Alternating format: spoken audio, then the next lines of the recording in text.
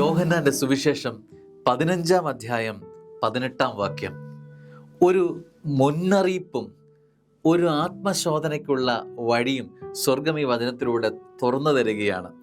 ലോകം നിങ്ങളെ ദ്വേഷിക്കുന്നുവെങ്കിൽ അതിനു മുമ്പേ അത് എന്നെ ദ്വേഷിച്ചു എന്ന് അറിഞ്ഞുകൊള്ളുവിൻ. അപ്പോൾ ഈ ഒരു സാധ്യതയെക്കുറിച്ച് മുന്നമേ കർത്താവ് പറയുക, ലോകം നിങ്ങളെ ദ്വേഷിക്കുന്നുവെങ്കിൽ അതിനു മുമ്പേ കർത്താവിനെ ഇത് ദ്വേഷിച്ചിട്ടുണ്ട്. ഇതിൻ്റെ അർത്ഥം സ്നേഹങ്ങളെ നമ്മൾ തിരിച്ചറിയണം. ലോകം നിങ്ങളെ ദ്വേഷിക്കുന്നു എങ്കിൽ അതിനർത്ഥം ഇതൊരു വലിയ സാധ്യതയാണ്.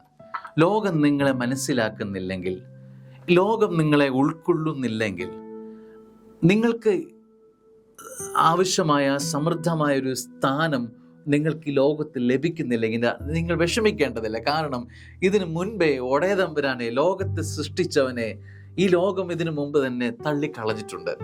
പിന്നെ ലോകത്തിൽ ഒരു സ്ഥാനം വേണമെന്ന് എന്തിനു നിങ്ങൾ വാശി പിടിക്കണം?